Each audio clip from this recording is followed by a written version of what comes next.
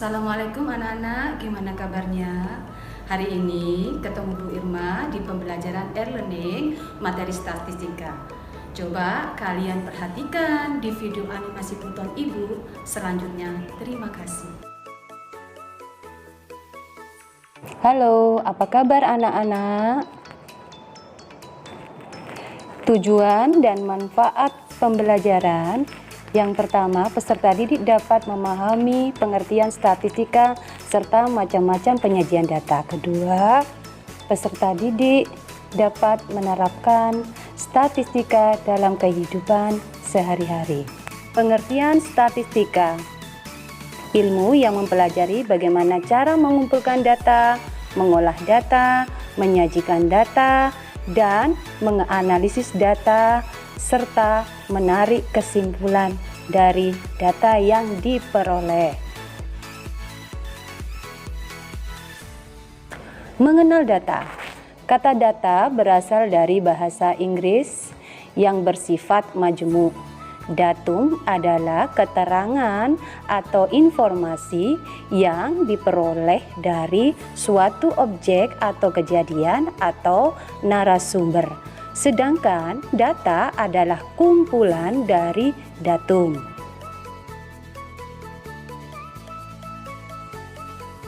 Cara mengumpulkan data anak-anak. 1. Wawancara atau interview adalah cara mengumpulkan data dengan mengajukan pertanyaan secara langsung. Kuesioner atau angket adalah cara mengumpulkan data dengan mengirim daftar pertanyaan kepada narasumber. Ketiga, observasi atau pengamatan adalah cara mengumpulkan data dengan mengamati objek atau kejadian. Untuk selanjutnya, berdasarkan cara memperoleh data terbagi menjadi dua bagian. Pertama, data primer adalah data yang memperoleh secara langsung dari sumbernya. Kedua, data sekunder adalah data yang diperoleh secara tidak langsung atau diperoleh dari pihak lain. Latihan soal yang pertama. Ada berapa cara memperoleh data?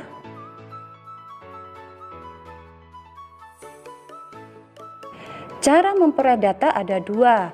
Pertama, data primer adalah data yang diperoleh secara langsung dari sumbernya. Yang kedua, data sekunder adalah data yang diperoleh secara tidak langsung dari sumbernya. Pertanyaan yang kedua, ada berapa cara mengumpulkan data? Cara mengumpulkan data ada tiga. Yang pertama itu wawancara atau interview, adalah cara mengumpulkan data dengan mengajukan pertanyaan secara langsung kepada narasumber. Yang kedua, kuesioner atau angket adalah cara mengumpulkan data dengan mengirim daftar pertanyaan kepada narasumber. Yang ketiga, observasi atau pengamatan adalah cara mengumpulkan data dengan mengamati objek atau kejadian. Untuk soal ketiga, untuk mengetahui kegemaran siswa menyukai olahraga, sebutkan jenis data apa yang tepat untuk memperoleh data tersebut.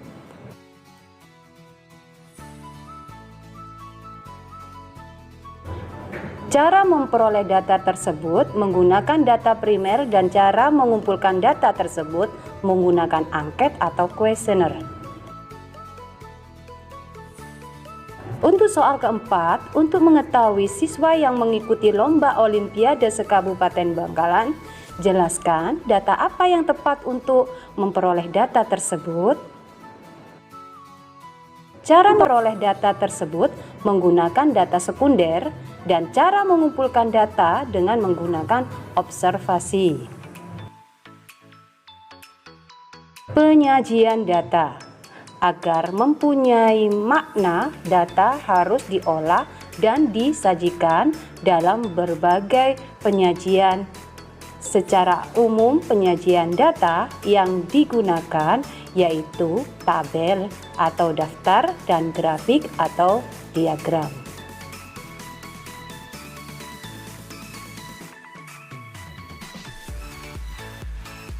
Penyajian dalam bentuk tabel atau daftar sebagai berikut. Tabel baris dan kolom digunakan untuk data yang hanya memiliki satu kategori kelompok saja. Contoh tabel sebagai berikut.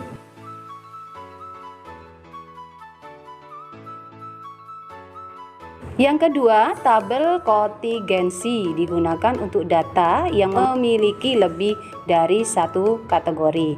Contoh tabel sebagai berikut. Yang ketiga, tabel distribusi frekuensi digunakan untuk data yang dikelompokkan dalam suatu interval atau selang nilai. Setiap interval nilai memiliki frekuensi atau banyak data. Contoh tabel sebagai berikut.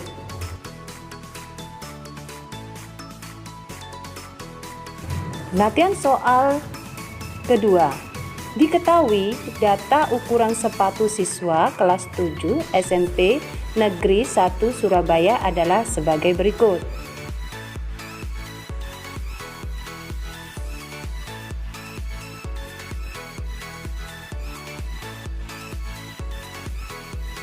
Dari hasil pengamatan daftar di atas, jumlah siswa ada 30 siswa. Nomor sepatu paling besar 42 dan nomor sepatu paling kecil 34.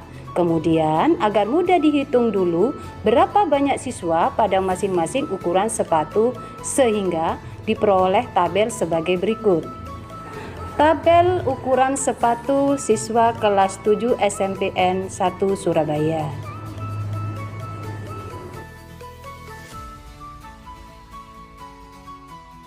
Penyajian data dalam bentuk diagram atau grafik.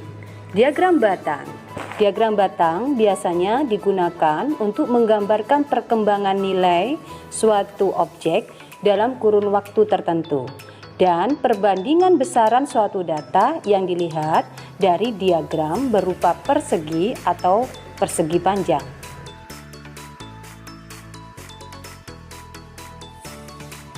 Contoh tabel.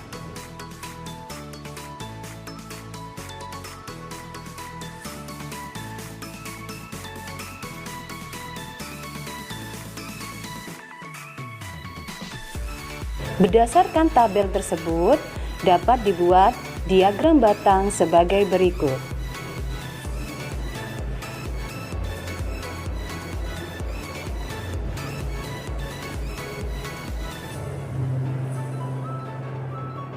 Diagram garis. Diagram garis biasanya digunakan untuk menyajikan data yang berkesinambungan atau kontinu. Diagram garis hampir sama dengan diagram batang, namun terdapat perbedaan, hanya perlu menarik garis secara berurutan dari titik-titik yang telah disesuaikan dengan data.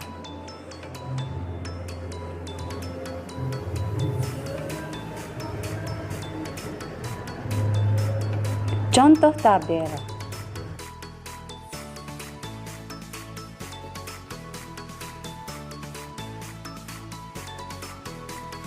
Berdasarkan tabel tersebut, dapat dibuat diagram garis sebagai berikut.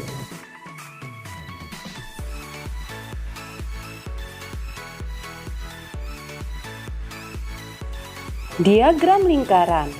Pada umumnya, diagram lingkaran digunakan untuk menyajikan data yang dapat dikategorikan atau dikelompokkan.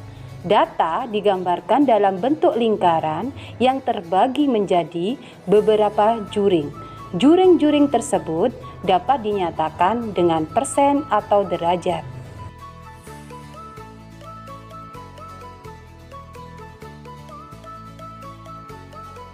Rumus lingkaran ada dua. Satu, rumus diagram lingkaran dalam bentuk derajat. Besar sudut itu sama dengan frekuensi dibagi jumlah data dikalikan 360 derajat.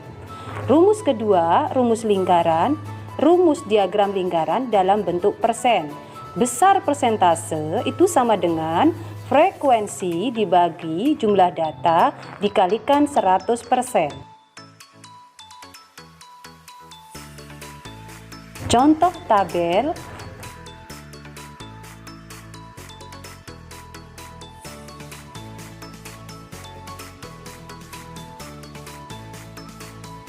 Menggunakan rumus diagram lingkaran dengan persen.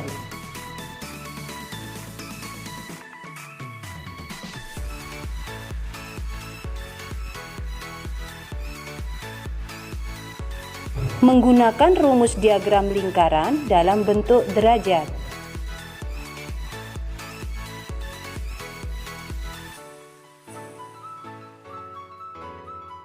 Dengan demikian, dapat dibuat diagram lingkaran sebagai berikut.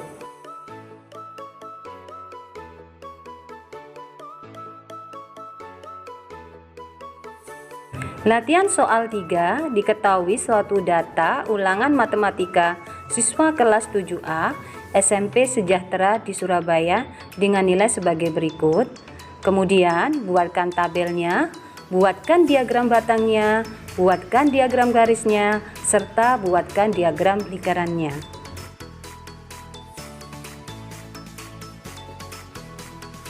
Jawaban soal yang pertama, tabel ulangan matematika siswa kelas 7A SMP Sejahtera.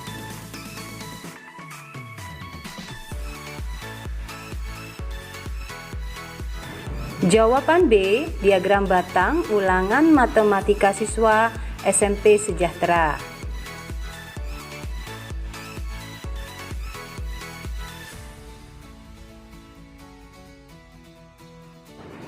Yang C, diagram garis ulangan matematika siswa SMP Sejahtera.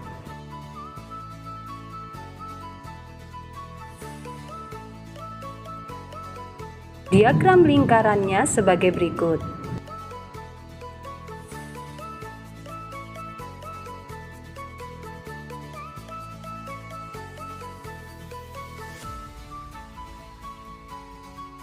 Latihan soal 4. Diketahui diagram lingkaran berikut ini jika jumlah semua pemilih 250 siswa. Pertanyaannya, berapakah jumlah siswa yang memilih Johan?